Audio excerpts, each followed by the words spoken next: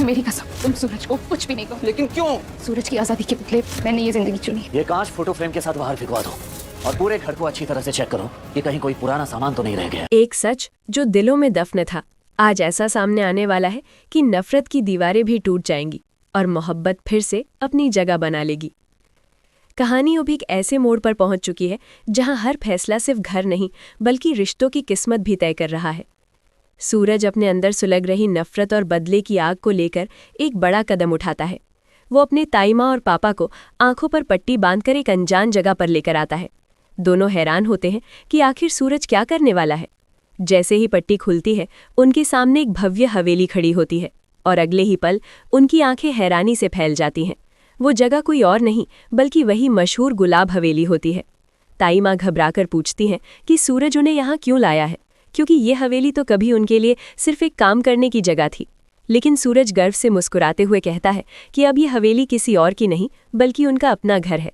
उसने कानून के जरिए इस हवेली को अपने नाम करवा लिया है। सूरज के पापा पहले तो ये बात समझ नहीं पाते, लेकिन धीरे धीरे उन्हें एहसास होता है कि उनका बेटा अब अपने दुश्मनों से हिसाब बराबर कर रहा है। जिस हवेली पर कभी दूसरों का राज था, आज वहाँ सूरज का अधिकार है। ताईमा की आंखों में आंसू आ जाते हैं। वो भावुक होकर कहती हैं कि एक वक्त था जब वो यहाँ नौकरानी की तरह काम करती थीं और आज उनका बेटा उन्हें उसी जगह की मालकिन बनाकर खड़ा कर रहा है।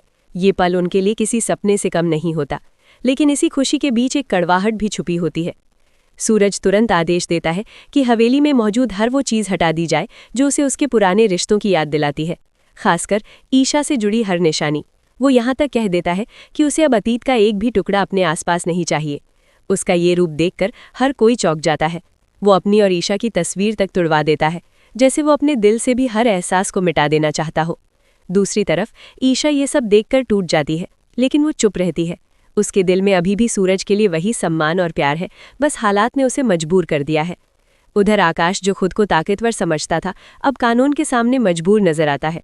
कोर्ट के आदेश के बाद उसे हवेली खाली करनी पड़ती है। जाते जाते भी वो अपने अहंकार में सूरज को चुनौती देता है कि ये खेल अभी खत्म नहीं हुआ है। इसी बीच एक मासूम बच्ची तिशु, जो इस पूरे माहौल को समझ नहीं पा रही, ईशा से पूछती है कि क्या सूरज बुरे इंसान है। ईशा बहुत शांति से जवाब देती है कि नहीं, वो बुरे नहीं हैं, बस सच के लिए लड़ रहे हैं। ये बात सुनकर कहीं न कहीं सूरज के दिल में भी हलचल होती है, लेकिन उसकी नफरत अभी भी उस पर भारी पड़ रही होती है। तभी कहानी में एक बड़ा मोड़ आता है। जैसे ही ईशा और आकाश हवेली छोड़ने वाले होते हैं, तभी हवेली के बाहर एक शानदार कार आकर रुकती है। सबकी नज़रें उस पर टिक जाती हैं। कार से उतरता है एक ऐसा शख्स जिसे देखकर सबके पैरों तले ज़मीन खिसक जाती है। वो होता है गुलाब सिंह, जो 1 साल पहले जो अचानक गायब हो गया था, वो आज अचानक वापस आ जाता है। उसके साथ एक वकील भी होता है जो ऐसे कागजात पेश करता है जिससे कोर्ट का पूरा फैसला ही बदल जाता है। सूरज के वकील के चेहरे का रंग उड़ जाता है। वो बताता है कि अब हवेली पर सूरज का हक खत्म हो चुका है। ये सुनते ही सूरज सन्न रह जाता है। जिस जीत पर उसे गर्व था, वो पल भर में उससे छिन जाती है। आकाश के चेहरे पर फिर से घमंड भरी मुस्कान आ जाती है।